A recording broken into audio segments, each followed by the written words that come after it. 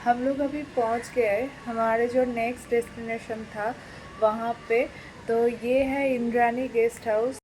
Room के सामने ऐसा एक छोटा सा मंदिर है और यहाँ से ही हमारा जो घर का रास्ता है वो जाता है। बारिश के लिए ये सब ऐसे ढका हुआ है। तो चलिए आपको हमारा रूम दिखा देते हैं। ये है हमारा रूम। हम लोग ऑलरेडी चेक इन कर चुके थे तो इसलिए ये थोड़ा फैला हुआ है। ये 2 साबुन टॉवल ये सब कुछ दिया हुआ है। यहाँ पे एक टीवी, एसी और एक छोटा सा कबर्ड भी है। यहाँ पे हैंगर, एक मिरर ये सब कुछ दिया हुआ है। और यहाँ पे एक बाथरूम है। देखिए बाथरूम छोटा सा है पर ना बहुत ही क्लीन है।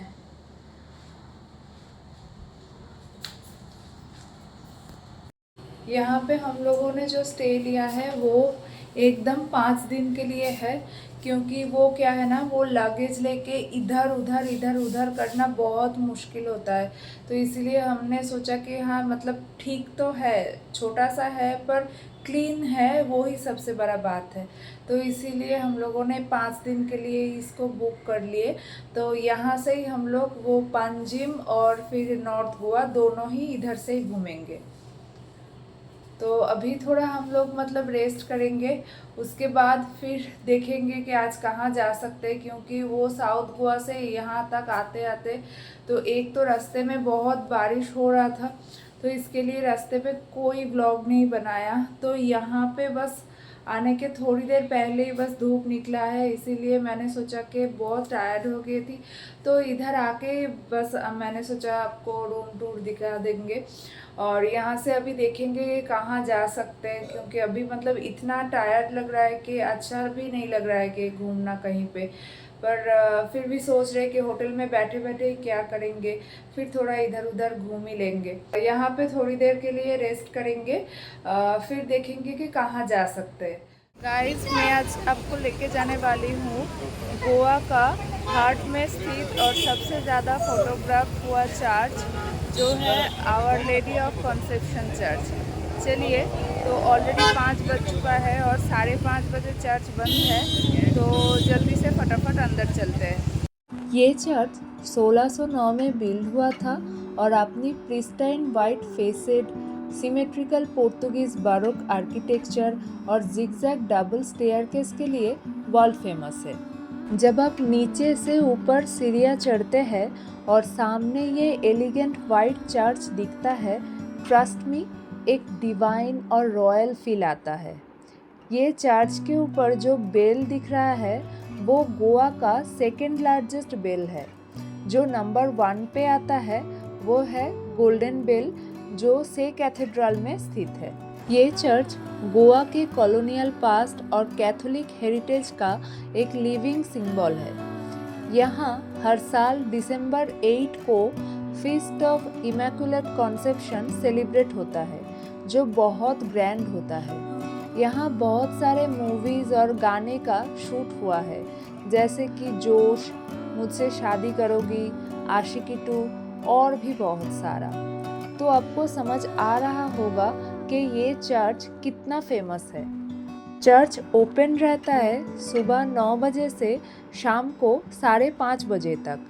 यहाँ एंट्री एब्सोल्युटली फ्री है। पार्किंग के लिए near by paid options available है, जो नॉमिनल चार्जेस पे मिल जाता है। व्हीकल चार्जेस अलग से नहीं देना पड़ता है।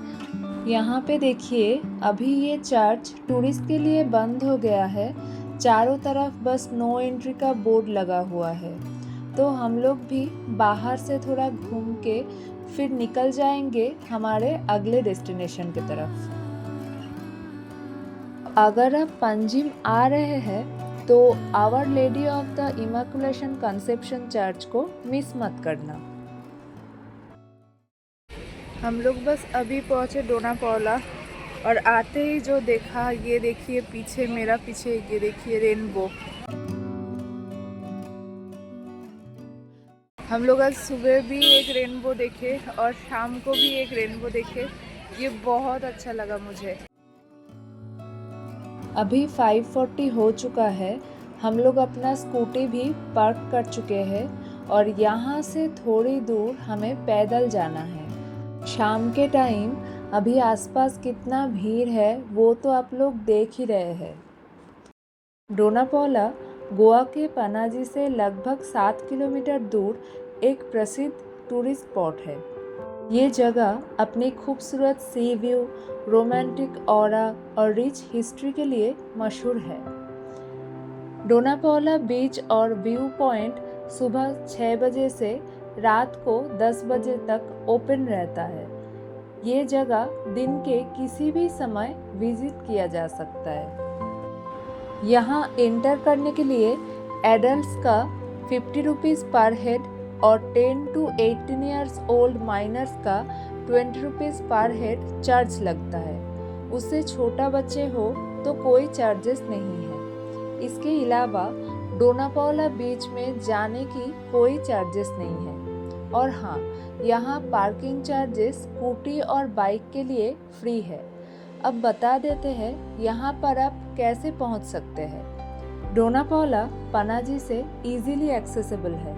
आप लोकल बसेस, टैक्सीज या प्राइवेट व्हीकल से यहाँ पहुँच सकते हैं। वहाँ ऊपर जो व्यू पॉइंट है उससे जुड़ी एक कहानी है।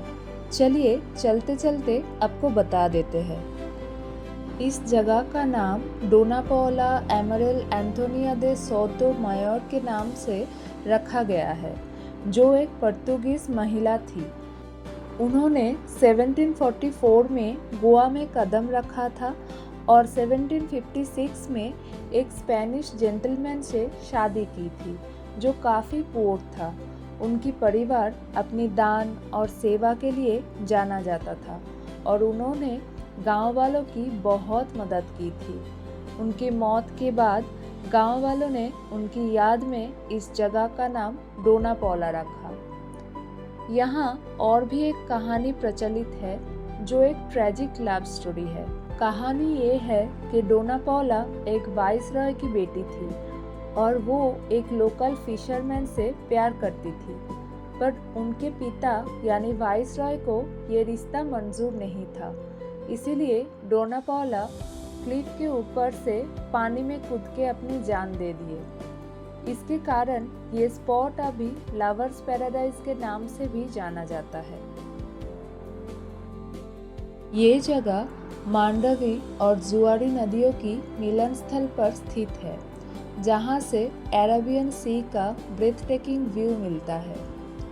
और यहाँ है डोनापोला के आइकॉनिक स्कल्पचर। इसे लोकल्स कहते हैं डोनापोला स्टैचू। बट कुछ और सोर्स से पता चलता है ये स्ट्रक्चर असल में मदर इंडिया और यंग इंडिया को रिप्रेजेंट करते हैं, जहाँ एक आकृति पूर्व की ओर देख रहा है और दूसरी पश्चिम की तरफ। चलिए अभी व्यू पॉइंट की तरफ चलते हैं, जो सनसेट के लिए काफ़ी फेमस है। डोनापोला बीच और व्यू पॉइंट पर फोटोग्राफी अलाउड है, तो आप बेफिक्र होके अपने कैमरा या स्मार्टफोन से यहाँ के सीनिक व्यूज़ कैप्चर कर सकते हैं।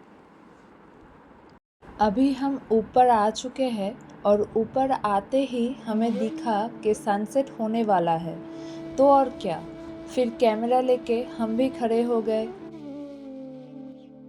यहाँ पे मुझे ज़्यादा क्लियर सनसेट होते हुए दिख रहा है, पर सच कहूँ तो फर्स्ट एक्सपीरियंस हमेशा स्पेशल होता है, जो मुझे काबो दे रामा में मिला। तो इसी खूबसूरत यादों से मैं आज का व्लॉग यहीं पे ख़त्म करती हूँ। जल्दी मिलेंगे एक नया व्लॉग के साथ और एक नया डेस्टिनेशन पे।